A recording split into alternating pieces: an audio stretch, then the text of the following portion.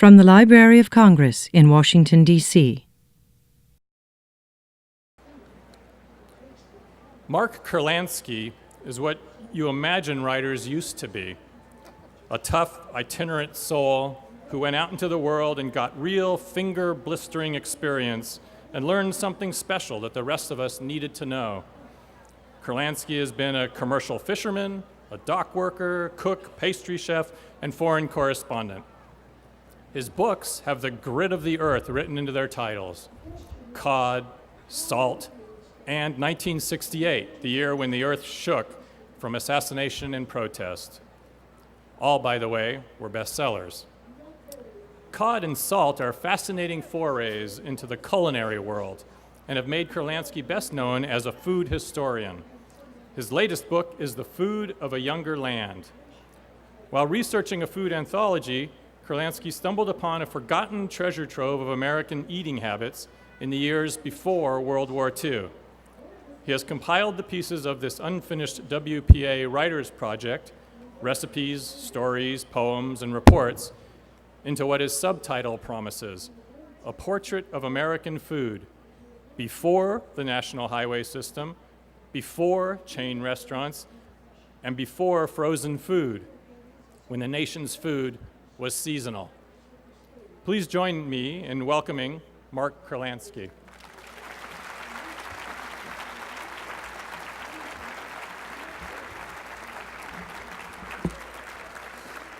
Thank you very much. Nice to see you on this beautiful morning. I mean, there's no sleet or hail or gale winds or anything, right? It's a pleasure to be here, especially since the sponsor of this event, the Library of Congress, is an institution without which I don't think I could have done this last book, because more than 80% of the material is from the archives of the Library of Congress. This is a book about America in 1940, which turns out to be a very different country than the one we know now. The age of the Great Depression. Back then, a charismatic Democrat was elected to the presidency, replacing a Republican who had become very unpopular. And at that particular moment, the country was in a grave economic crisis. And so the president decided what was needed was an economic stimulus package, which the Republicans opposed. It's hard to imagine a time like that. Here's the difference. Roosevelt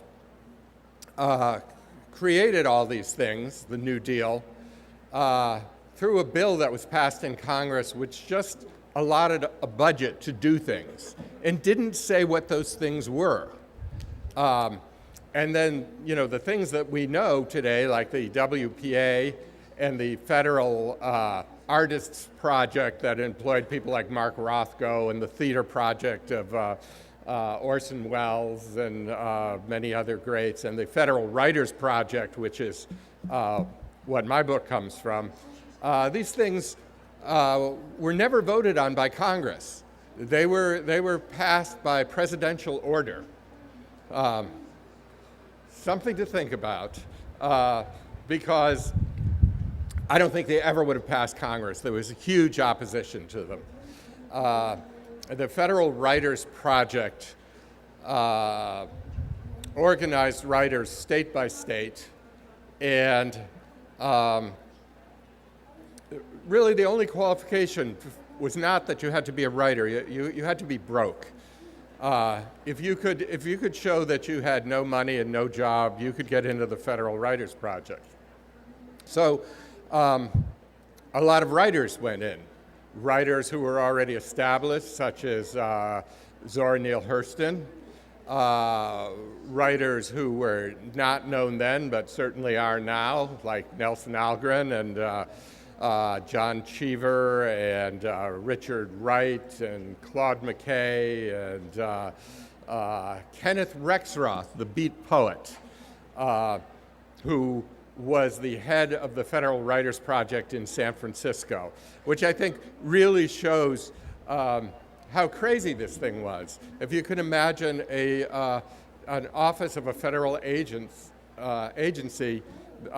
being run by a beat poet. I'd like to imagine that, but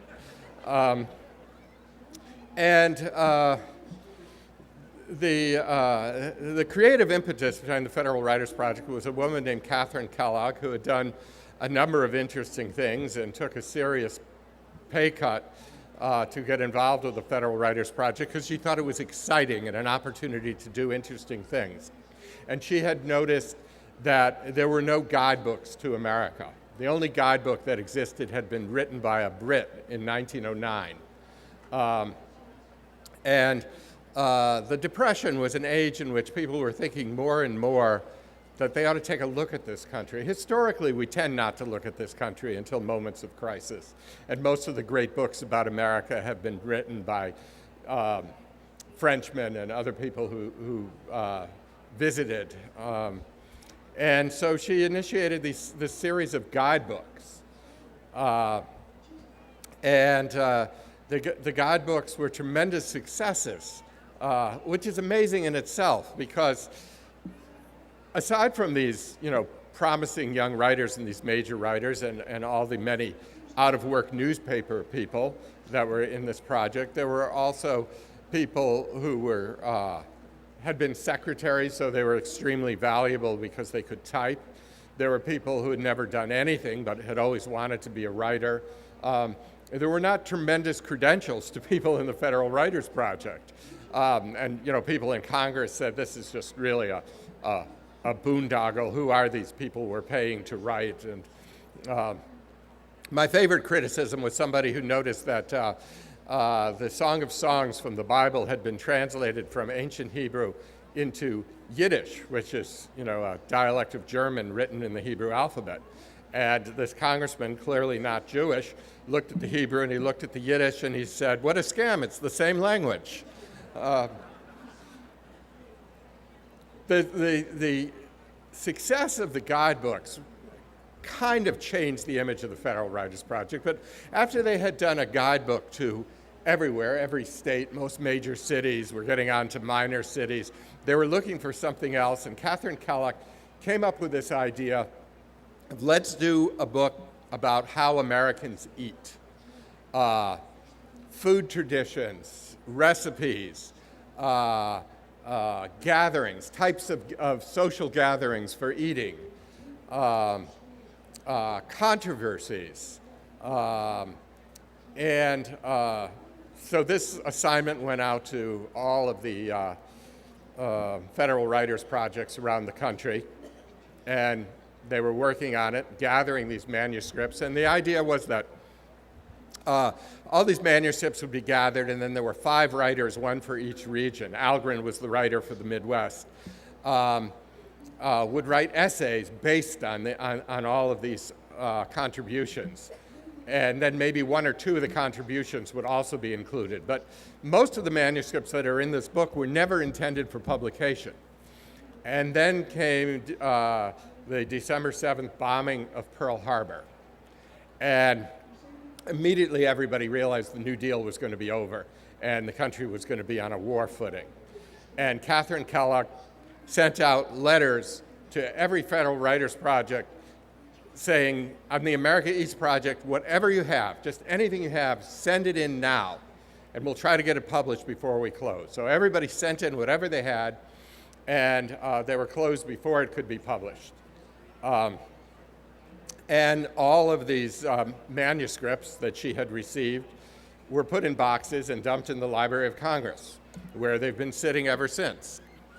Completely raw, unedited manuscripts, which is great. For us today, it's probably more interesting than the book would have been. You see these things with all of their blemishes, including tremendous racism, especially in some of the southern projects. But also, you get to hear from on African American traditions from people who were born in slavery. You hear from traditional American Indians, people who had remembered traveling west on wagons, and mostly, people from 1940 America. Just, sending in all of these things, some of them hoping, to see them printed, some of them thinking, oh, what the hell, nobody's going to ever see this. I think that I will be remembered in American literature as the man who resurrected the otherwise forgotten poem, Nebraskans Eat the Wiener. It would have been lost. So what I found, largely in the Library of Congress, a few things from other places, was like opening a time capsule, except that even in a time capsule, it's stored there with the intention that someday somebody will open it. This was just stuff from 1940 that nobody expected to be seen again.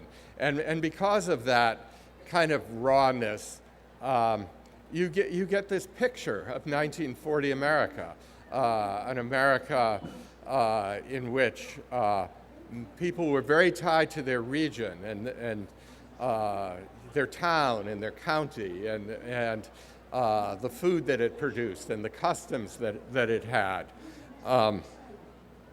I'm just going to read a few selections because I think that's the only way I can really give you a flavor for this stuff. The first one comes from a writer of a children's book, Jerry Felsheim, who was part of the New York City Federal Writers Project.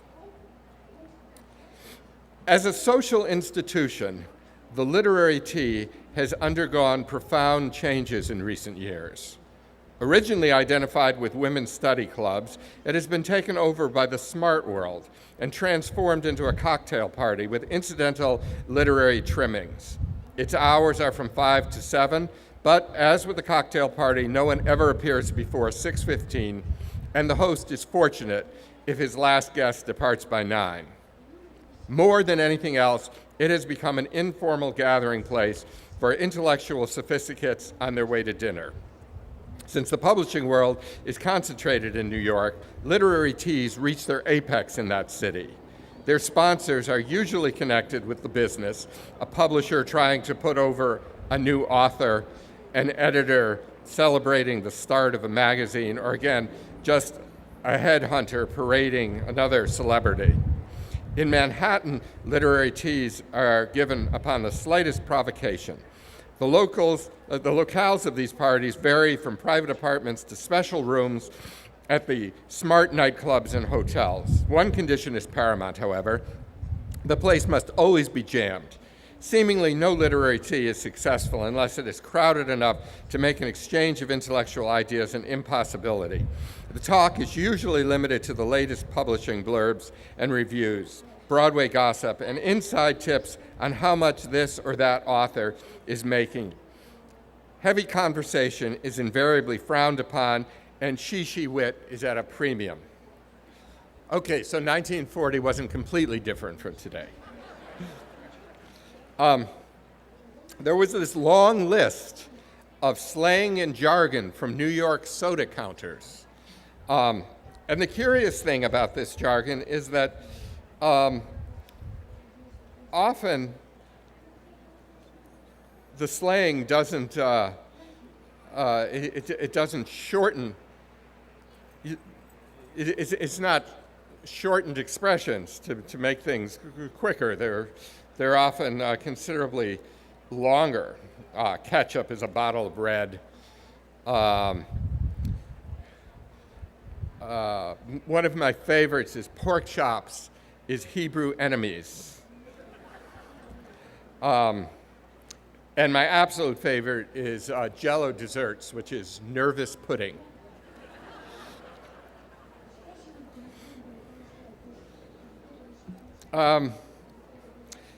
Here's one from the state of Washington.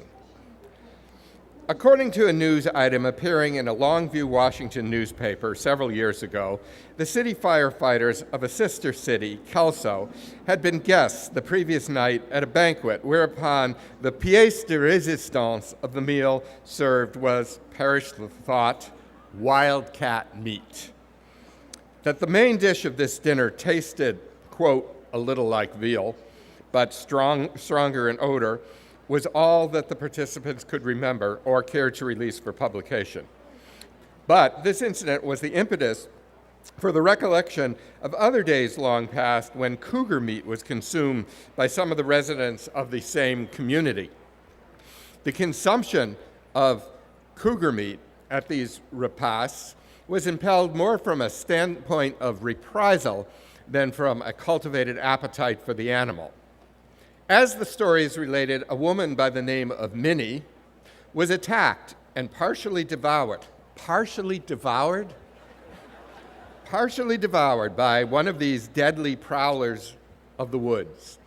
The surviving relatives of the family, even to the third and fourth generation, have vowed to relentlessly track down all the future offspring and descendants of the offending cougar and to give vent to their wrath by eating the prey when trapped. As cougars are not too plentiful nowadays, even in the wooded country of Cowlitz County, it is quite doubtful that the family is able to provide such an animal often enough for them to become tired of the fare. But when they do enjoy such a repast, 'tis said the family always refers to the meal as eating Aunt Minnie.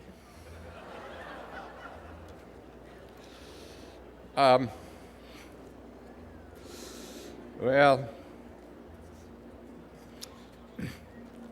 LA. There was a day when every diet-conscious person chanted, calories, you gotta watch your calories. Today, the litany is vitamins and minerals, a creed gaining more adherents every day.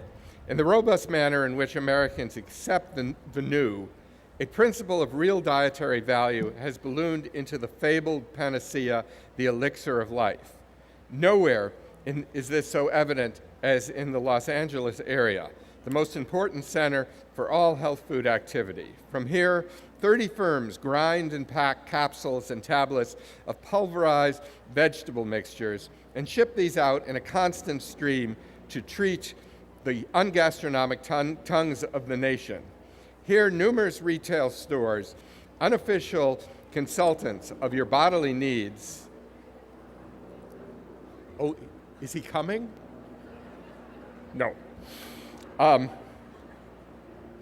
Help you to select your herb tea, your non-sugar candies, your powdered mixture, your powdered vegetable mixture, most suited to your particular form of astigmatism or gout or mid-afternoon slump. Here, many restaurants cater to the intent determination of the teeming dietists, all of whom have become health authorities from a 2-week wishful reading of an advertising pamphlet. LA.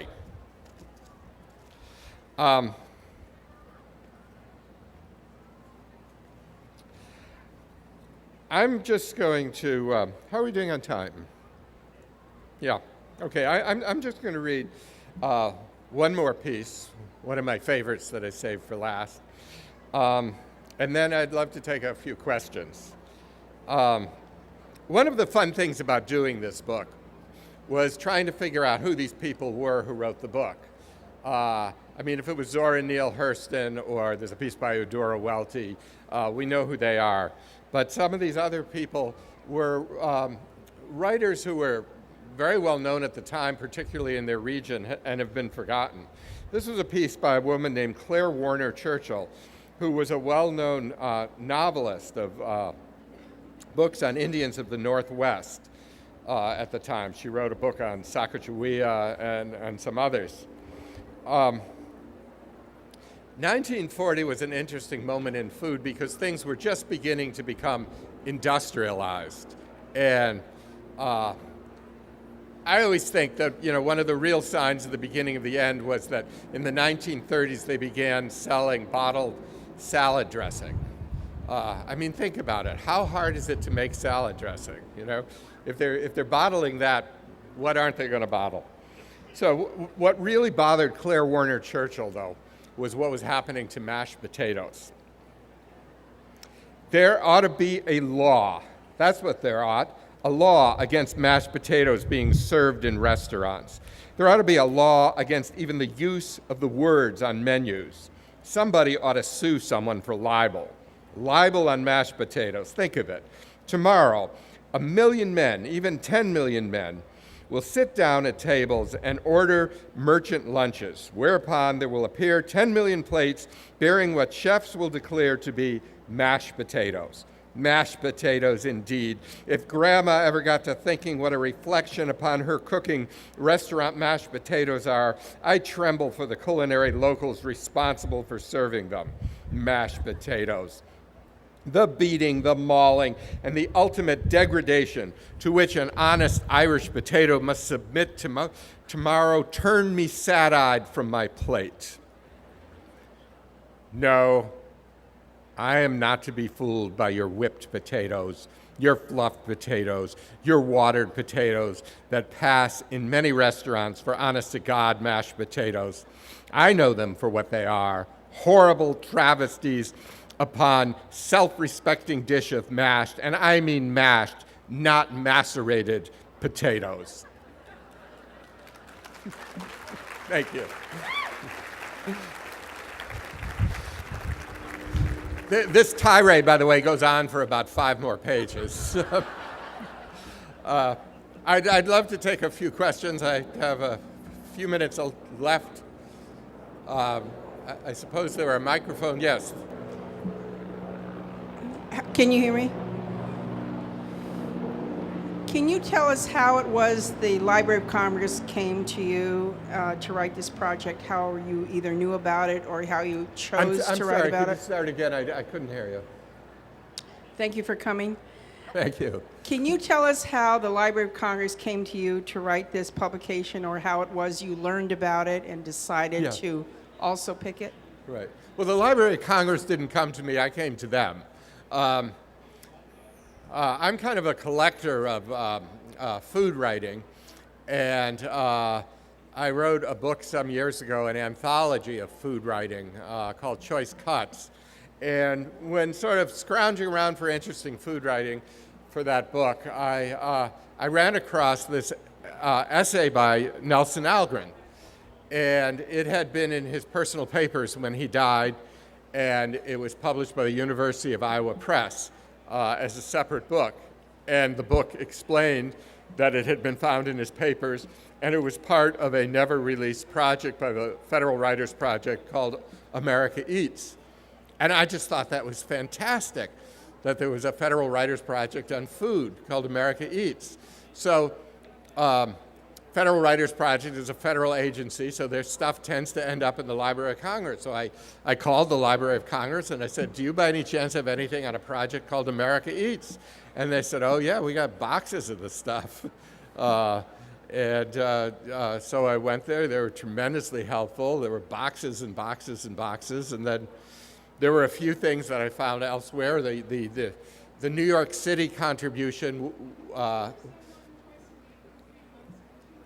the New York City contribution was in the municipal archives in New York rather than there. There was a letter explaining that the Maine contribution was returned to Maine, an archive in Maine, and then I found that that archive had burned to the ground in the 1950s. There's probably some other stuff out there. Chances are there certainly is somewhere.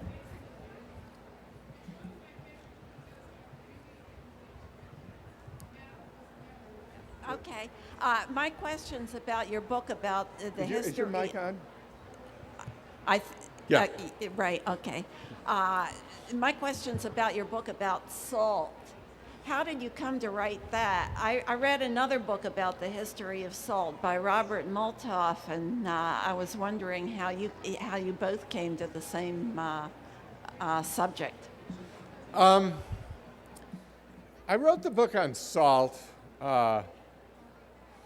for a couple of reasons. I mean, I had always wanted to write a book showing how a food becomes a commodity of trade and then becomes very important to economies and therefore becomes important to politics and to nations and eventually gets into culture and even religion.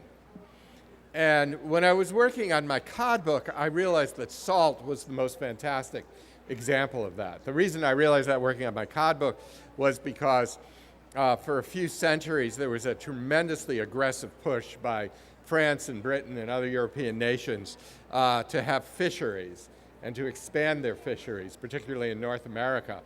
But the trick was, if you expanded your fishery, you had to expand your salt supply. And so all kinds of things were done. Wars were fought, Caribbean islands were colonized, all sorts of things to secure salt supplies so that they could expand fisheries. And that's what originally put me onto the idea of the book. Would you be able and willing to make any critical comparisons to the research you did with the writers of this era with what was depicted in this current popular film, Julie and Julia, the blog of Julie and the cookbook of Julia Child? Are you familiar with their writing to make comparisons? Are you saying that I'm not a writer of this era? No. Are you familiar with the No, current, I'm sorry, I'm not. I mean, I know of it, but I haven't read it and I haven't seen the movie. Have you read Julia Child's cookbook to make any comparison? Or? The original or yes. Yeah, sure. I mean, Julia Child was very important to American culinary history. She actually moved America away from this book, from the food that's in this book, towards French food. This book is really about traditional American food. Julia Child's mission was to make French food American and to get Americans to cook it. My favorite thing about Julia Child is how openly she encouraged people to eat fat. There's a famous interview she did on NPR at Thanksgiving time when she was talking, as a matter of fact, about mashed potatoes. And she said that you have to put a lot of butter in. And the guy who was interviewing her said, well, you know, Miss Child, nowadays a lot of people don't like to eat butter. And she said, well, to people who don't like to eat butter, I always say, use heavy cream. I think we have time for one more question. Yes, to take the cod and salt one step further, in the current book, did you find anything about the Newfoundlanders in the Boston area and their traditions? I'm sorry, could you say that again? I had trouble hearing you. The people from Newfoundland who had moved to the Boston area in the 30s, did their traditions show up anywhere in your research? In the WPA thing? Yes. No, I mean, not specifically. Massachusetts had one of the best federal writers' projects. But the thing about this project is that it was done at a time that the Federal Writers Project, and in fact the whole WPA, was falling apart. And some of the better writers' projects, including Massachusetts and San Francisco, were really falling apart and didn't contribute much. So, I mean, there's a lot more from Maine and Vermont and New Hampshire and Rhode Island. Actually, Massachusetts is the least represented of the New England states in here, just a reflection on the state of their WPA project at the time. We have overtime. It says overtime. Okay. Thank you all very much. Pleasure talking to you.